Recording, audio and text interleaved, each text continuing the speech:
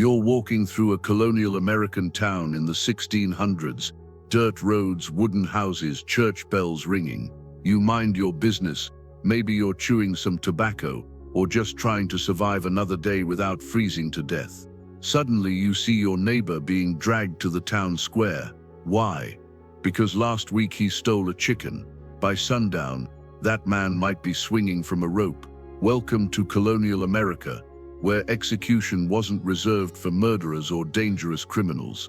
Nope, people were put to death for crimes so bizarre, so absurd, and sometimes so petty.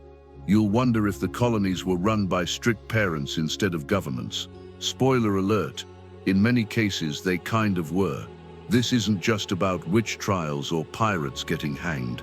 We're talking about a world where stealing food, skipping church, or even falling in love with the wrong person could cost you your life. And yes, the punishments weren't just brutal. They were often public entertainment. Colonial executions were the Super Bowl before the Super Bowl existed. Except instead of touchdowns, you got gallows, guillotines, and a cheering crowd of Puritans who thought they were doing God's work. So buckle up. You're about to discover the crimes people were executed for in early America that make modern laws look like luxury spa rules. Let's start with one of the most ridiculous: stealing food. Picture this. You're a colonist in 1630s in Massachusetts. Crops failed, winter is brutal, and your family is starving. You sneak into a neighbor's henhouse and grab a chicken. Today, that's shoplifting. You'd maybe get a fine, maybe some community service. Back then, that was a capital offense. There are records of colonists being sentenced to death for theft as small as stealing livestock, bread, or tools. The logic: if you stole food, you endangered the community's survival. In a world where everyone's hanging on by a thread, they treated it as a threat to the whole colony. And it wasn't just food. A Massachusetts law in 1642 stated that stealing property worth more than 20 shillings could get you executed. 20 shillings back then. That's like a month's wages. Imagine getting the death penalty today for shoplifting an iPhone charger. But it gets worse. Kids weren't safe from these laws either. In Plymouth Colony, there's a case of a teenage boy who was sentenced to hanging for stealing corn. His life was spared only after community leaders decided maybe hanging children wasn't the best look for their holy society. Revolutionary idea. Now if you think being killed over a loaf of bread is bad, wait until you hear this one: blasphemy. Yes, speaking against God, the church, or scripture could land you a death sentence. In 1645, a man named William Robinson in Massachusetts was executed for basically refusing to stop practicing his Quaker faith, which Puritans considered heresy.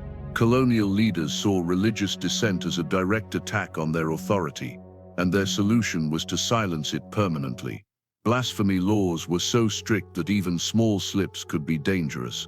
Imagine dropping a hammer on your foot, shouting something less than holy, and next thing you know, you're in front of a magistrate defending your soul and your neck. The colonies weren't playing around with religion. They saw themselves as God's new Israel, and they weren't going to let anyone mess it up with free thought or casual irreverence. Colonial America made Twitter bans look merciful. Speaking of merciless, let's talk about witchcraft. You already know the Salem witch trials, where paranoia and bad science led to the deaths of 20 people. But what gets overlooked is that accusations weren't always about broomsticks or devil pacts. Sometimes, being executed for witchcraft came down to things as small as baking oddly shaped bread, owning a pet cat, or just being disliked by your neighbors. Take Bridget Bishop, the first woman executed in Salem in 1692.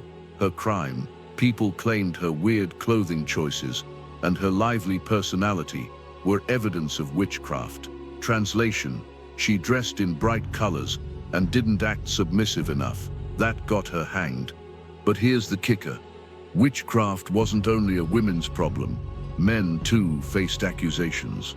One guy named Giles Corey was pressed to death with heavy stones after refusing to plead guilty or not guilty. Colonial justice wasn't just deadly, it was creative in the worst possible way.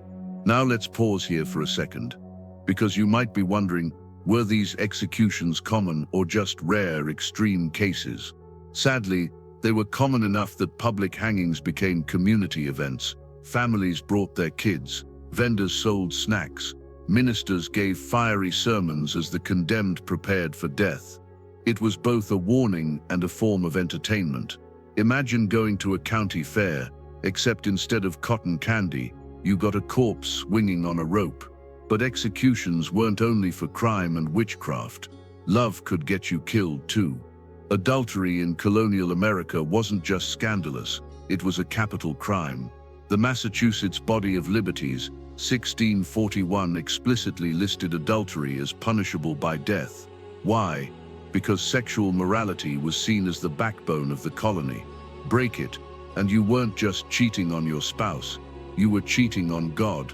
Records show multiple cases of people being executed for adultery, though more often women were punished than men. And even if you weren't executed, you might face branding, whipping, or being forced to wear humiliating marks. Remember Nathaniel Hawthorne's Scarlet Letter? That wasn't just fiction. Colonial courts actually branded people with hot irons. R for adultery, T for thief. Tattoos weren't trendy back then. They were criminal records burned into your skin. Here's where it gets absurd. Bestiality was also a capital offense. And unlike adultery, the colonies didn't hesitate to enforce it. Court records from New England and Virginia show multiple executions of young men, often teenagers, convicted of engaging in sexual acts with animals. Both the accused and the animals were executed. That's right, they hanged livestock alongside humans, as if the goat was equally guilty. One 1642 case in Massachusetts involved a teenage boy executed after admitting to such acts, with the court ordering the animal killed and buried beneath the gallows. Colonial justice was obsessed with purging sin from the community, and nothing symbolized that more than killing both sinner and beast in a gruesome spectacle. But if you think sex crimes and witchcraft were the end of it, you're mistaken. Some of the weirdest capital crimes were tied to disobedience itself. Take the law in Plymouth Colony that allowed execution for stubborn and rebellious children. Yes, you heard that right. If parents and community leaders judged a child to be too defiant, they could, at least in theory, sentence them to death. This was based on a literal interpretation of Old Testament law. Thankfully, very few children were actually executed under this rule, but the fact it was on the books shows how extreme colonial codes were. Now, while rebellious children on the chopping block sounds extreme, colonial America had another favorite target: traitors. Treason wasn't just about plotting against the king or conspiring to overthrow the government. In the colonies, treason could be as simple as speaking too freely, aligning with the wrong side, or refusing loyalty oaths. During the English Civil War period, colonists were expected to declare allegiance, and failing to do so could be interpreted as rebellion. By the Revolutionary period, a century later, both loyalists and patriots used execution to make examples out of each other. In Virginia, men accused of collaborating with native tribes against the colony were executed for treason. In Massachusetts, those who refused to fight during uprisings could be accused of betraying their neighbors. It wasn't about actual plots most of the time. It was about control, and the punishment? Public hanging, often with speeches condemning the traitor as a warning to anyone else thinking of stepping out of line. And if treason didn't get you killed, piracy might. Colonial America was basically the Netflix premium account for pirates. Ports like Boston, Charleston, and New York saw ships loaded with goods stolen from the Caribbean. Colonial officials loved pirate money, until England reminded them that harboring pirates was technically illegal. Cue the crackdowns. Executions for piracy were brutal theater. Take Captain William Kidd in 1701, one of the most famous pirates executed in the colonies. His hanging was botched. The rope broke the first time, leaving him gasping and writhing before they tried again. Afterward, his body was tarred and hung in chains by the Thames River in England as a warning. In the colonies, pirates often got similar treatment. Public gallows followed by displaying the corpses at harbor entrances. Imagine going fishing and seeing a decaying pirate's body dangling from a post. Talk about losing your appetite. But you didn't have to be a full-blown pirate to meet that fate. Even being part of the crew or just aiding them, maybe selling them food, could end in execution. Colonies wanted piracy money but didn't want the crown's wrath, so they made examples whenever it was convenient. Now here's where it gets darker. Executions weren't just about colonists. Enslaved Africans and Native Americans faced some of the harshest, most arbitrary death sentences in colonial law. For enslaved people, the list of capital crimes was almost endless. Run away, could be executed. Strike a white person, executed. Plan a rebellion, definitely executed. Colonial legislatures created laws that dehumanized enslaved people entirely, treating them as both property and potential threats. The result, executions that weren't just punishments, they were meant to terrify. One example comes from New York in 1741, when fear of a supposed slave conspiracy led to mass trials. Dozens of black men were executed by hanging or burning at the stake, many on flimsy or fabricated evidence. It was a witch hunt, literally, but targeted at enslaved people instead of supposed witches. Native Americans faced similar treatment. Colonists often executed native prisoners as warnings to their tribes, not necessarily for crimes but as acts of intimidation. During conflicts like King Philip's War in the 1670s, captured native warriors and even women and children were executed publicly. The message was clear. Colonial law didn't just punish, it eliminated threats through fear and spectacle. And speaking of spectacle, executions in the colonies were practically scripted events. Picture the scene. A wooden platform was built in the town square, hundreds of colonists gathered, kids on shoulders, vendors selling cider. Ministers preached fiery sermons about sin and justice, whipping the crowd into a moral frenzy. Then the condemned was brought out, often forced to confess or give a final warning speech. This wasn't just about ending someone's life. It was about reinforcing social order in front of an audience. Sometimes executions were followed by punishments of the body. Corpses might be displayed on gibbets, burned or buried at crossroads. The idea was to extend the warning even after death. And yes, it worked. Colonists were terrified of ending up as the next moral example. But here's where colonial justice really tips into the absurd. Executions for sorcery, not just witchcraft. While witchcraft was tied to pacts with the devil, sorcery could be as vague as fortune-telling or using charms. In Maryland, records show a woman executed for using enchantments to try to cure illness. Her neighbors believed her remedies were satanic. Imagine going to your local herbalist for cold medicine and ending up at her execution 2 weeks later. Colonists blurred the line between crime, sin, and superstition constantly. The law wasn't just about keeping order.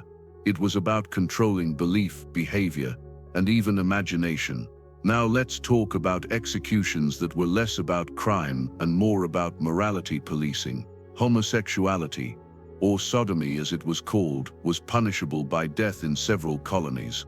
Massachusetts and the New Haven colony both enforced capital punishment for same-sex relations. While executions for this crime were rarer, the laws were clear. Colonial leaders saw any deviation from their interpretation of biblical morality as a threat to survival. Some records suggest men and women were hanged for sodomy in the 1600s, though often these cases overlapped with accusations of other unnatural acts. And then there's the crime of murdering newborns. Infanticide laws in colonial America were particularly harsh on women. Under English precedent, if an unmarried woman gave birth in secret and the baby died, even accidentally, she could be presumed guilty of murder and sentenced to death. This was based on the assumption that unmarried women were hiding shame, and the harsh law was meant to deter illegitimacy. In practice, it led to executions of desperate women who lacked support, sometimes with little evidence of intentional harm. The irony, In a society obsessed with preserving life and godliness, the laws often destroyed the most vulnerable. Now you might be asking, were there any crimes too ridiculous even for the colonies to kill people over? Well, not many. But there are cases where executions were threatened for things that seem laughable today. Skipping church too many times could technically be a capital offense in some Puritan colonies. Laws in Massachusetts warned that persistent absence from worship could lead to severe punishment, even death, though most cases ended in fines or whippings. Still, the fact that the death penalty was even on the table for skipping Sunday service tells you everything about how extreme their system was. And let's not forget dueling. While dueling later became famous in the Revolutionary era, hello Hamilton, early colonies treated it as a capital crime. Kill a man in a duel, and you die. Challenge a man to a duel, and you could still die. They wanted no part of aristocratic European honor games. Ironically, centuries later, dueling would become a mark of honor again. The deeper you dig, the clearer it becomes. Colonial executions weren't really about justice in the modern sense. They were about survival, control, and fear. Every hanging, every burning, every branding sent a message: obey the rules or you're next. If the laws against blasphemy, theft, and witchcraft sound harsh, wait until you hear what happened when soldiers broke discipline. Colonial militias were the backbone of defense, and desertion was treated as a betrayal of the entire community. Soldiers who ran away from battle or abandoned their posts could face execution on the spot. During King Philip's War, deserters were sometimes summarily shot as examples to the rest of the army. And in Virginia, colonial governors didn't hesitate to make examples out of men accused of cowardice. Imagine being more afraid of your commander than the enemy actually shooting at you. And then there's mutiny. In a colony where survival depended on order, soldiers who challenged authority weren't just disobedient, they were considered dangerous enough to kill. Court-martials could hand down death sentences for plotting against officers, spreading discontent, or even refusing to fight. Colonial leaders believed that one rebellious soldier could spark chaos, so they cut the problem off at the neck, literally. But sometimes executions weren't just about the law, they were about power and hypocrisy. The same leaders who enforced strict morality often broke those rules themselves. Governors, wealthy merchants, and ministers were rarely subjected to the same punishments as common colonists. If a farmer committed adultery, he might be hanged. If a high-ranking official did the same, he might get a slap on the wrist or a quiet exile. Execution in colonial America wasn't blind justice. It was selective enforcement, designed to keep ordinary people in fear while protecting the elite. One infamous example comes from Virginia in the 1660s. After Bacon's Rebellion, an uprising against colonial leaders, dozens of rebels were executed to restore order. Meanwhile, the wealthiest instigators often cut deals or fled to England, leaving poorer rebels to dangle on the gallows. The message: justice was for the powerless. Now let's talk about another category of crime that regularly sent people to the noose: arson. Setting fire to property in colonial towns wasn't just a nuisance, it was treated as a mortal threat. Wooden houses packed close together meant that one spark could wipe out an entire community. Colonists viewed arson as almost equivalent to murder, and the punishment reflected that. In some cases, arsonists were executed even if no one died. The potential for catastrophe was enough. Records from Massachusetts show men hanged for burning barns or attempting to torch houses, often in disputes with neighbors. In one chilling case, a man accused of trying to burn down his master's property was executed after a short trial. Fires were nightmares in wooden colonies, and they weren't taking chances. And if fire was bad, poison was worse.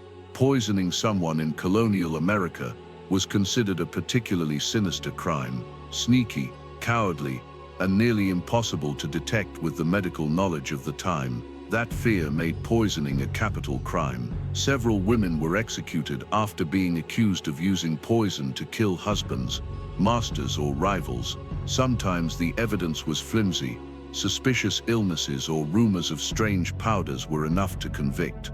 It's worth noting how often accusations of poison, sorcery, and witchcraft blurred together. If someone fell sick and no cause was obvious, neighbors might whisper that the local widow was to blame. In a world without science, fear filled in the gaps, and fear often ended at the gallows. But let's return to the theme of absurdity, because nothing captures colonial America's contradictions better than their obsession with public shaming as part of execution rituals. You didn't just die, you died with the whole community watching, laughing, or lecturing. Sometimes the condemned were forced to wear signs or symbols of their crimes before execution. Adulterers branded with an A, thieves marked with a T, blasphemers forced to recite psalms before the crowd. Colonial justice wasn't content with removing you from society. It wanted to humiliate you first. And the crowd wasn't passive. People jeered, mocked, and even threw things at the condemned. Children were brought to learn a lesson. Ministers thundered about eternal damnation. In some cases, criminals were paraded through the streets before execution, creating a carnival atmosphere of fear and excitement. Now, if all this sounds bleak, here's a strange twist. Sometimes the condemned turned the tables. There are recorded cases of prisoners using their final speeches to shame the crowd instead. One man accused of theft in Virginia spent his last moments reminding the onlookers of their own sins, essentially preaching at his own execution. Some condemned criminals died defiantly, refusing to confess, forcing the audience to wrestle with the possibility that maybe, just maybe, the colony wasn't always executing the guilty. But for every defiant prisoner, dozens died silently, consumed by a system that punished even petty mistakes with death. Here's one of the most mind-boggling examples: counterfeiting. In an economy built on fragile trust, counterfeit money was seen as an attack on the entire colony's stability. Counterfeiters weren't just criminals, they were treated as traitors to commerce itself. Punishment, execution, often followed by burning the body. The idea was that the fake money had to be purged by fire, and so did the person who made it. In 1720s Massachusetts, multiple counterfeiters were hanged in Boston, and their bodies displayed publicly as a warning. So imagine, pass a fake bill today, and you might spend a few years in prison. Do it in colonial America, and you're swinging in the town square while your neighbors eat roasted nuts and watch. By now you might be realizing something. Colonial executions weren't really about protecting people from harm. They were about reinforcing order in a fragile world. Crime, sin, rebellion, even hunger, all of it was folded into a legal system designed to terrify people into obedience. And sometimes the law itself was vague enough to catch almost anyone. Words like stubborn, rebellious, immoral, or ungodly could apply to half the population on a bad day. If the authorities wanted to make an example out of you, they had the tools. This brings us to one of the strangest and saddest categories: executions for false accusations. Colonial law sometimes punished not just the crime, but the accusation itself. If someone accused another person of witchcraft and the accusation was proven false, the accuser could face severe punishment, even death, for bearing false witness. It didn't happen as often as it should have, but when it did, it created bizarre legal whiplash. Yesterday you were the witness, today you're the condemned. The irony is impossible to ignore. A society obsessed with God's law ended up creating a system where anyone could become the next victim, guilty or not. As colonial America moved closer to the revolution, executions didn't slow down, they just shifted focus. Suddenly, what counted as criminal often depended on which side you were on. During the Revolutionary War, deserters from both the Continental Army and Loyalist militias faced immediate execution. Washington himself approved death sentences for soldiers who abandoned posts. Hanging deserters in front of their comrades was considered essential for discipline. If fear of the British didn't keep you in line, fear of your own commander's gallows would. Treason also reached a fever pitch. Spies, informants, and anyone accused of aiding the enemy could be executed swiftly. One of the most famous cases was Nathan Hale, hanged by the British in 1776 after being caught spying for the Americans. His last words, "I only regret that I have but one life to lose for my country," became legendary. But for every hail, there were dozens of nameless men and women hanged without ceremony, branded as traitors by whichever army controlled the territory that week. In this era, execution wasn't just about punishment, it was propaganda. Colonists watched their neighbors die not just for crimes, but for choosing the wrong side of history. And yet, even amid the revolution, the old moral codes didn't disappear. Adultery, theft, arson, blasphemy, these still carried death sentences in many colonies. Soldiers might be dying for independence on the battlefield, but at home, ordinary people could still be executed for stealing a loaf of bread. Liberty was coming, but slowly, unevenly, and not for everyone. This dual reality reveals the strangest part of colonial executions. They weren't just about crime, they were about shaping society. The gallows, the stake, the branding iron, these were tools to sculpt a godly community, to keep people obedient, to remind them every day that stepping out of line wasn't just risky, it was deadly. Executions became cultural rituals. Sermons at the scaffold weren't just about the condemned, they were about the audience. Ministers used executions as live-action moral lessons, insisting that every hanging proved God's justice. Parents dragged children along to watch, hoping fear would keep them pious. Colonial life was fragile, unpredictable, and often terrifying, and executions became a way to give people the illusion that order, however brutal, still existed. But here's the irony: the very harshness of these punishments planted the seeds for their decline.